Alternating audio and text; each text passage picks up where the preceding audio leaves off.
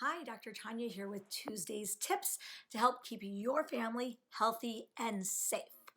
Today's segment is very timely because the American Academy of Pediatrics just released their guidelines to help prevent and control the flu during the 2020-2021 flu season, which is what we are headed into now. And this year, with the pandemic, the COVID-19 pandemic, it is going to be even more critical that everybody understands the importance of not only getting a flu vaccine, but also taking preventive measures to help keep everyone safe and decrease illness amongst all illnesses out there, whether it's COVID-19, flu, RSV, because otherwise we could potentially have an overwhelmed healthcare system with so many sick people, and it can be difficult to decipher what is what. Also, sometimes when people get sick with more than one illness at the same time, it can make them even potentially more sick with severe illness, lending itself towards hospitalization, serious complications, and even death. So that's what we're going to talk about today. So I'm going to answer some questions that people have sent in and also go over some of the information that was released today by the American Academy of Pediatrics. So number one, have recommendations on the flu vaccine changed with the current pandemic?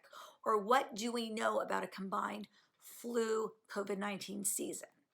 Well, unfortunately, there's not a lot of data because the Southern Hemisphere was actually set up to study this. But for whatever reason, whether it's because the flu was kind of unpredictable or because everyone was doing such a good job washing hands, wearing masks, and staying away that they prevented a flu outbreak, they really did not have a significant flu season this year on top of COVID-19.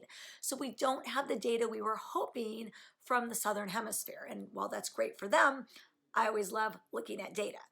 But I can tell you, as a pediatrician in the Los Angeles area and as a physician on multiple national committees for child health, the medical community in the United States is very scared about a potentially severe flu season on top of the COVID-19 pandemic. We are worried that we will have more sick people than ever in our country, that it may be hard to figure out what they have without appropriate testing and diagnosis and contact tracing. And also doctors' offices and urgent cares and hospitals across the country could potentially get overwhelmed. And we're already seeing this in many areas with COVID-19. And although numbers of COVID-19 are decreasing in our country, it's not as fast as I would hope. So that together with cold and flu season rapidly approaching, we could be in for some serious trouble. And so that's why we are talking today about how you can prevent the flu in your family. And the best way to prevent the flu in your family is to make sure that everybody 6 months of age and older gets vaccinated against the flu.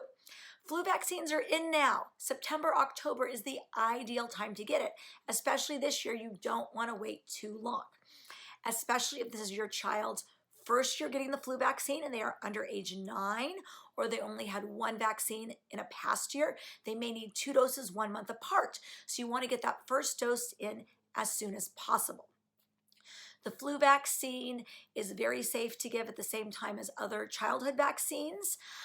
If you are sick currently, your doctor likely will recommend waiting until your child is better before getting the flu vaccine. So what vaccines are available this year?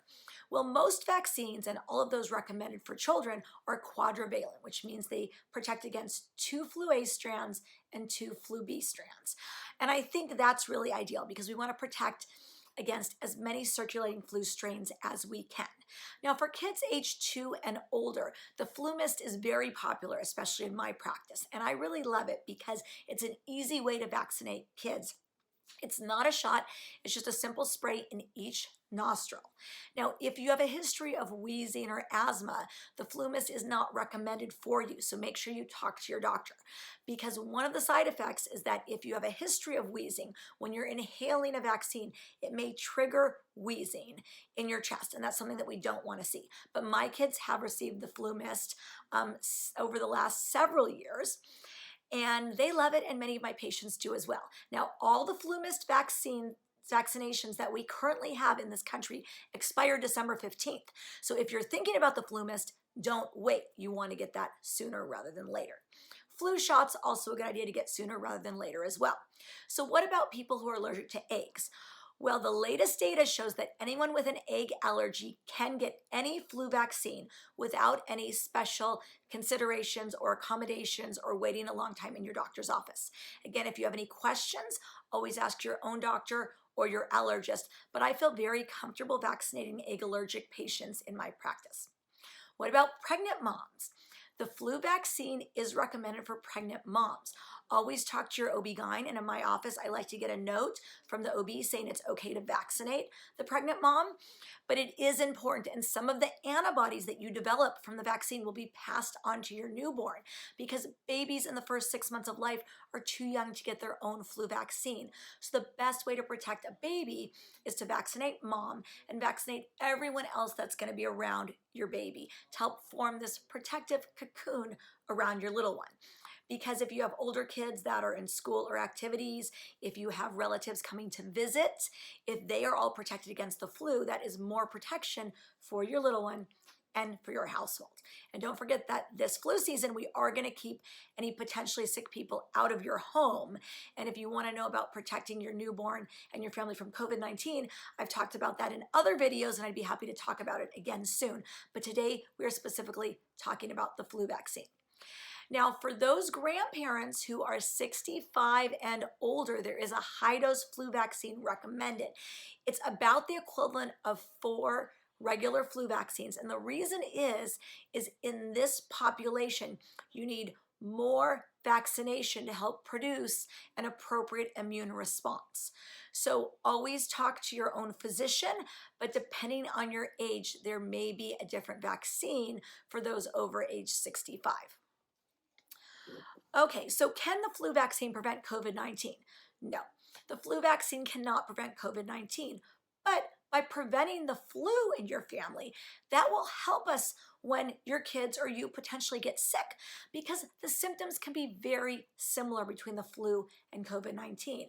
They're both respiratory illnesses that can cause fever, cough, congestion, aches and pains, chills, headaches, sore throat. There really aren't a lot of differences. The main differences that we are seeing is that with COVID-19, many people get a loss of taste or smell. Also, I have families reporting to me in my office that they're getting weird, sharp pains, like back pain, calf pain. And they're like, what is that? As opposed to the flu, which can tend to be more all over body aches and pains. The other thing is we're seeing some unusual rashes with COVID-19. But again, with both flu and COVID-19, symptoms can vary from mild to severe. So it can be hard to decipher which one you have without appropriate testing.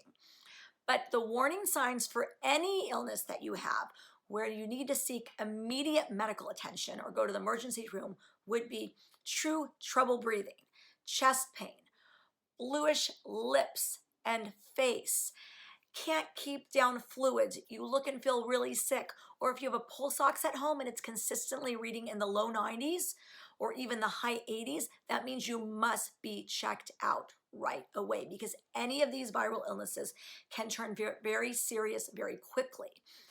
And trouble breathing and respiratory failure are serious complications of both illnesses. Now, it's not only flu and COVID-19 that are going to be circulating this fall and winter. Let's not forget there's RSV, rhinovirus, human metapneumovirus that has many similar symptoms to both of those. So that's why it's important to know what your doctor has available in their office. Can they test you to not only rule out COVID, rule out flu, but determine what viral illness is going on in your child or family?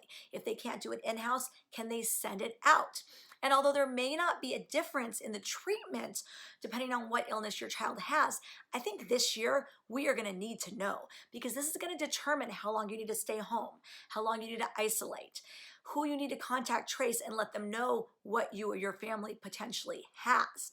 So that's why testing is going to be very important. And I've done other videos on testing, but luckily we also have some viral respiratory panel machines available. I know I have one in my office called BioFire that tests for a lot of different respiratory pathogens with just a nasal swab, and they're adding COVID-19 to it really shortly. So that means in a few weeks with one nasal swab in an hour, I will have an in-house PCR test to tell you exactly what virus your child has. And that may help determine what the next steps are. So will all of the measures that we have in place right now to prevent COVID-19 also help prevent the flu?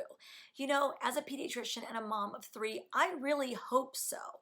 I mean, the same recommendations we're giving to prevent COVID-19 will also help prevent the spread of the flu and other illnesses in our community. That's good hand washing, wearing masks, distancing, disinfecting, and all of these protocols now that daycares and schools are putting into place, I think will help spill over in years to come to help decrease all illnesses that we often see kids catch every winter while they're at school and around others. So I'm hoping that many of these COVID-19 lessons that we've learned will also help decrease the spread of flu and other illnesses, which can make a huge difference for all of us having a safe and healthy winter season for years to come. So we talked about the different flu vaccines available. Last question, side effects. You know, you can't catch the flu from the flu vaccine. The most common side effects of the flu shot are some tenderness or redness at the site of injection, usually on your arm, but in young kids that might be on the leg. Fever you might see within 24 hours after any immunization because it's just a sign that your body is making antibodies to protect against the flu. The nasal spray flu vaccine can sometimes cause runny nose, nasal congestion, and sore throat for a few days. And that's really all that we're seeing. So in general, the minor side effects from getting the flu vaccine really outweigh the protection and benefit of getting the flu vaccine. And even the flu vaccine is not perfect. It does still dramatically decrease your family's chance of catching the flu.